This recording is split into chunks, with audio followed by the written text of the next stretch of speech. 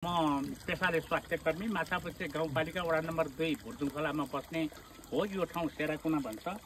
अब आएर म स्वास्थ्य कर्मी मान्छेलाई 2073 सालदेखिबाट यो गर्ने एउटा प्रेरणा कसरी आयो भने मेरो बाबु जाहिरमा जाने, म चाहिँ आएर के अरे स्वास्थ्य कर्मी मान्छे अनि यहाँ अनि जाहिरमा गएपछि यहाँ फर्म थियो रन्टान यहाँ बस्दाखेरि यो स्ल्याबबाट पानी बग्यो अनि पानी कलकल हुने मन चञ्चल हुने यो स्ल्याबबाट है, यो स्ल्याबबाट पानी बग्यो अनि पानी कलकल हुने मन चञ्चल हुने।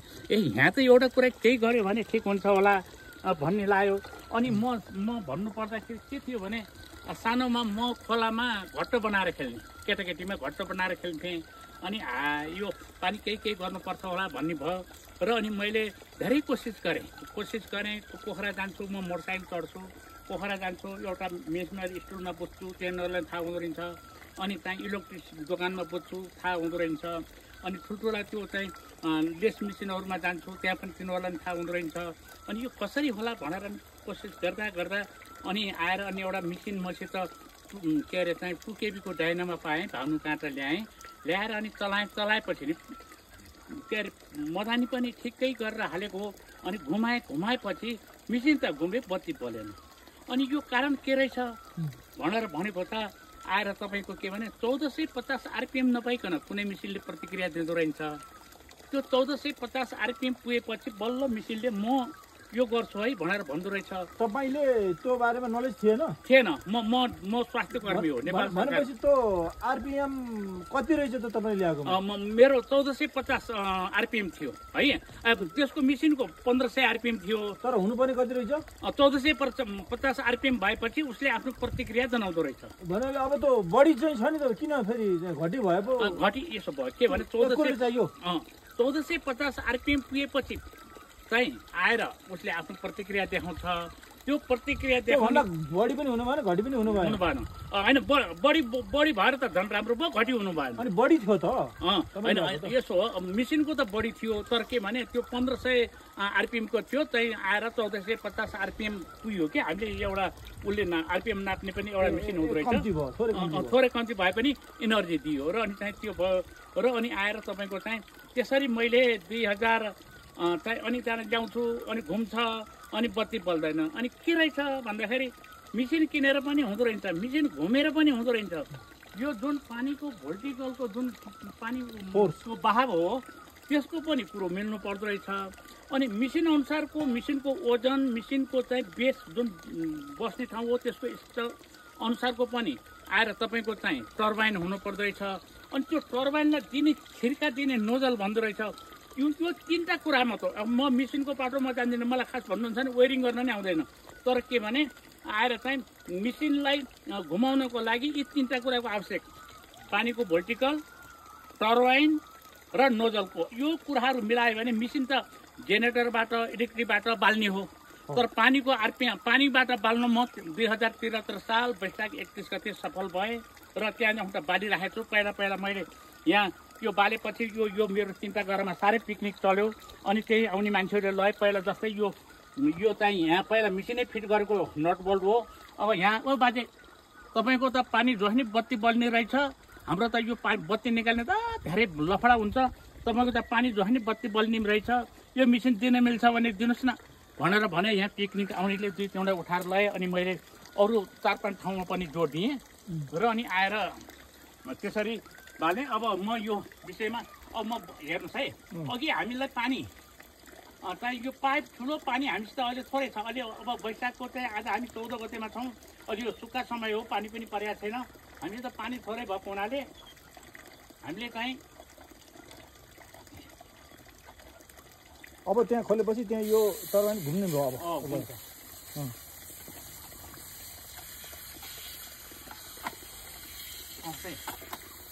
के भइरहेछ भने नोजल बुझिया रहेछ कस है। म अब यो पानी त बन्द छ होइन, यहाँ नोजल भन्ने हुन्छ हेर्नुहोस् है। अब म यो देखाउँछु हजुरलाई पनि, त्यो भित्र यो नोजल हुन्छ, पाउनुहोस् म बालेरै देखाउँछु मेरो मित्रहरूलाई।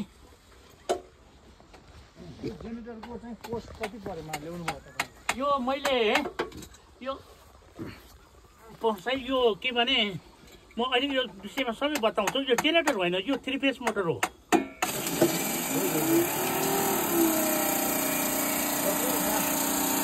पनि हेर्नुहोस् है ल है अहिले 18वटा बलेको छ हेर्नुहोस् है यो सूर्य भगवान लाउँदाखेरि पनि यति 6 किलो बत्ती बलेको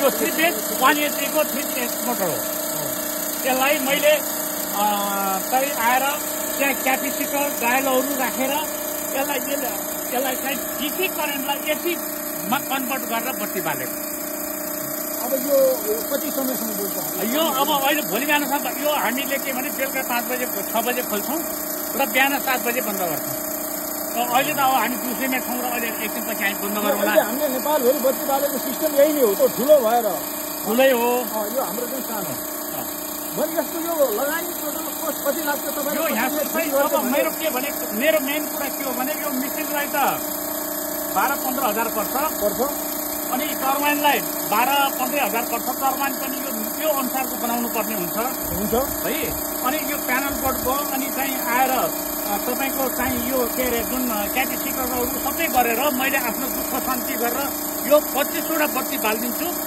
50,000 रुपियाँ लिन्छु तर यो सबै सामान तपाईँको चार्ज 50,000 तपाईँले बत्ती बालिदिनुहुन्छ कतिवटा बत्ती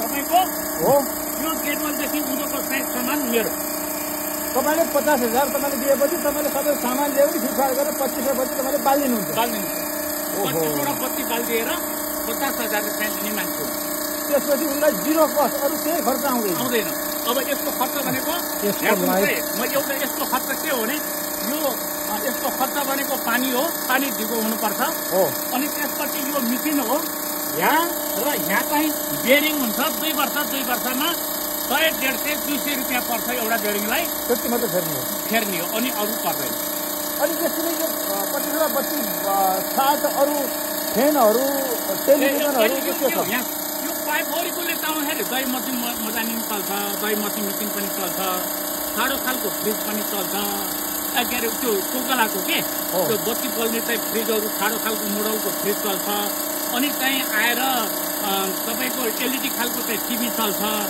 है तर अहिले चाहिँ यही मेसिनले यही पानीले जम्मा हेर्नुहोस् है यो पानी तपाईँ हेर्नुहोस् जम्मा 1 इन्ची पानी छ 1 इन्ची पानी छैन यो आधी इन्चीको पाइप हो अनि तपाईँलाई त्यहाँ अहिले छुँदाखेरि करेन्टको फिल आउँदैन करेन्ट आउँदैन यहाँ आउँछ के आउँछ करेन्ट आउँछ कस्तो भने अर्थ है यसको क्षमता कम छ नत्र त अब समस्या हुन्छ होला हो एकदमै तपाईँलाई भेटेर निकै खुसी लाग्यो तपाईँको यो भिडियो भाइरल होस् तर यस्तो प्रत्येक ठाउँमा यो हुन पर्यो यो म भन्छु किनभने पानी हाम्रो यसरी फ्याँकिरहेको चाहिँ छ यो 50,000मा हामीले त्यसपछि हामीले 0 कोस्ट लगाउने हामीले हजारौँ रुपियाँ सामान्य भएले पनि बिजुलीको पैसा तिरिरहेको हुन्छ तर यस्तो राम्रो आज हामीले भेट्न पायौँ उहाँहरूसँग जसरी तपाईँले सम्पर्क गर्नुहोस् है हेर्नुहोस् है यो मेरो नम्बर हो 98,560,72,135 फेरि परि भन्छु